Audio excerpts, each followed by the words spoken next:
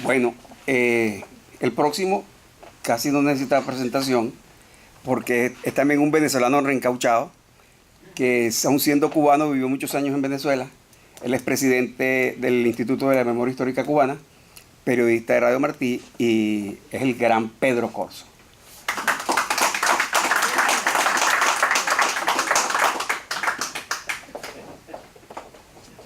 Muchas gracias, Abel, por esa presentación, pero las gracias grandes al Instituto, a este centro que es un ejercicio pleno de democracia, pero para mí algo tan importante como la democracia, la solidaridad.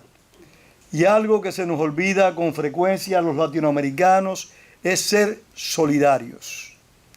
Hace muchos años, Carlos Sánchez Berzaín dijo en un programa de televisión que estábamos haciendo juntos, y yo reitero y repito, compartimos esa idea, aunque él fue el primero que la expresó.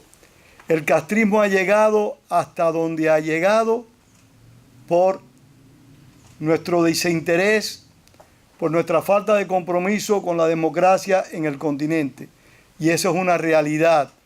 Hugo Chávez está donde está, en el infierno, pero Nicolás Maduro lo pudo esperar y tener el poder gracias no solo a los errores del pueblo venezolano, que son muchos, como han sido muchos los errores del pueblo cubano, sino también a la falta de solidaridad hemisférica.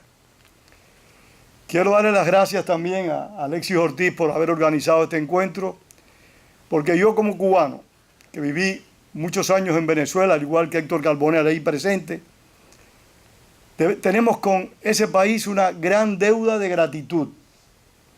Nos apoyó constantemente, nos dio oportunidad para rehacer nuestras vidas.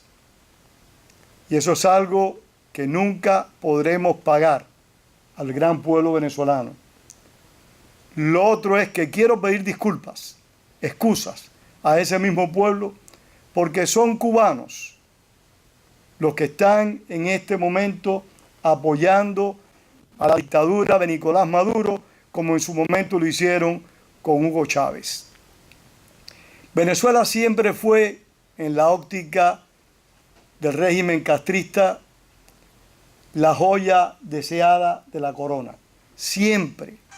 El primer viaje que hace Fidel Castro al exterior lo hizo a Venezuela, si mal no recuerdo, en enero de 1959, para entrevistarse con don Rómulo Betancourt, que tuvo la capacidad, la sagacidad y la visión de no seguirle la trama a Fidel Castro. Hizo todo lo posible por no reunirse con él, y si lo hizo fue por un tiempo extremadamente breve, lo que lo convirtió en el primer enemigo hemisférico del castrismo. Y eso hay que tenerlo presente. Si hubo un país que desde el principio mostró apoyo y una proyección hacia la solidaridad hemisférica, fue Venezuela hacia Cuba. Hablando como periodista, quitándonos, como diría Abel, la ropa de una cosa a la otra. Hablando como periodista, tengo el triste privilegio de haber nacido no bajo el castrismo, pero en una situación política muy irregulares, porque lamentablemente mi país vivió por muchos años situaciones políticas no deseadas para un demócrata.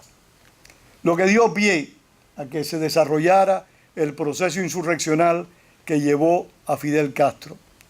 Por lo tanto, tengo ese privilegio de haber nacido en un país que hoy tiene 58 años de dictadura, donde no fue la prensa el último reducto de la libertad, fue el primer reducto en ser eliminado. Cuba, al contrario del resto de los países del socialismo del siglo XXI, padeció desde el primer momento el control de la información, que es aún peor que la falta de la libertad de prensa, el control total y absoluto de la información. A eso hay que sumarle otros muchos más factores, pero ese control de la información nos llevó a nosotros como pueblo a depender mentalmente, hasta para una estrategia de confrontación con la dictadura, a depender de lo que el propio gobierno proyectaba. Tuvimos la desgracia de ese control de la información y de no haber podido tener alternativas a esa información que el gobierno monopolizaba. Los medios fueron controlados por entero, repito, desde el principio, y Amado Rodríguez, Héctor Carbonell, recordamos aquellos titulares de 6 pulgadas del periódico Revolución que desgritaban paredón. Un periódico gritando paredón. Es cierto que estoy hablando de cuando todavía habían dinosaurios en el planeta. Es cierto, estoy hablando del año 1959 y 1960, pero es que es una gran verdad. Es una grandísima verdad que tenemos que decir y que proclamar. Y lo digo porque el pueblo venezolano lleva muchos años, a su manera, a su estilo, y en base a las condiciones que marca cada época, enfrentando el despotismo chavista hoy de Nicolás Maduro. Lo está haciendo con tesón y con extremo coraje. Y yo considero que debe seguirlo haciendo. No hay tiempo para pararse a reflexionar. Hay que reflexionar en el paso. Cuando se hace una parada, el enemigo gana todo el terreno. No es que negociar sea malo. El problema es que no se puede negociar con quienes siempre actúan de mala fe. Por eso lo que están haciendo los venezolanos hoy, demandando y exigiendo, hay que hacerlo, porque lo que no puede perder es el pueblo venezolano, es la confianza en sí mismo y la esperanza de que va a provocar el cambio. A nosotros los cubanos llevamos 58 años tratando de provocar el cambio. No lo hemos logrado. Por desgracia, tuvimos un largo periodo de tiempo donde la resistencia solo quedó refugiada en las prisiones, porque la calle se plegó por completo. Y estoy hablando del pueblo al cual pertenezco, pero lo primero que uno tiene que hacer es mirarse a sí mismo, mirar a lo que forma parte, encontrar los defectos que hay ahí y tratar de enmendarlo.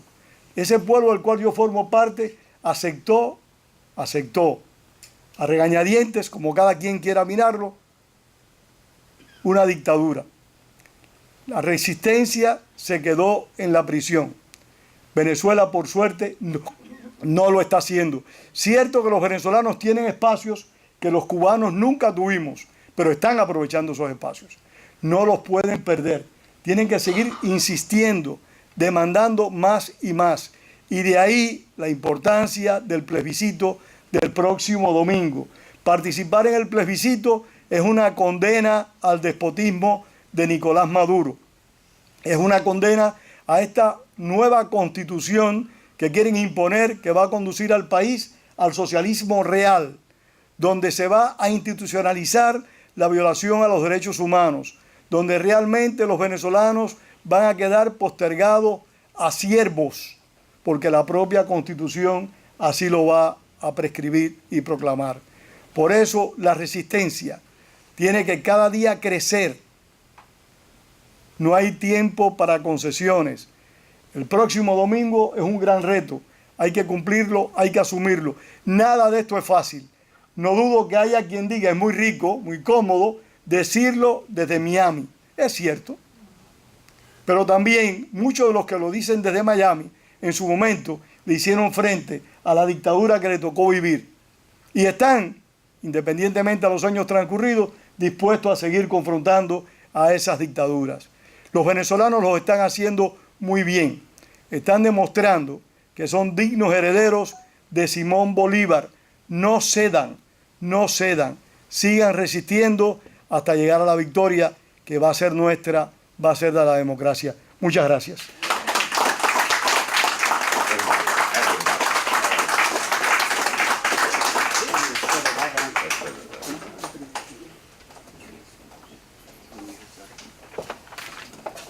Pero no te preocupes por los cubanos que están en Venezuela usurpando nuestra democracia porque van a ser derrotados y nosotros somos amigos de los mejores cubanos, entre otros los que están aquí esta noche. Pero aclaro una cosa y perdona la Dale. expresión. Los cubanos no son los culpables de Hugo Chávez ni de Nicolás Maduro. No, son los instrumentos. Claro. Vamos a aclarar. Nosotros nos rifamos. Los cubanos son cómplices de ese delito y de ese crimen. No era para disculparte porque como pediste disculpas no tenías por qué. Gracias.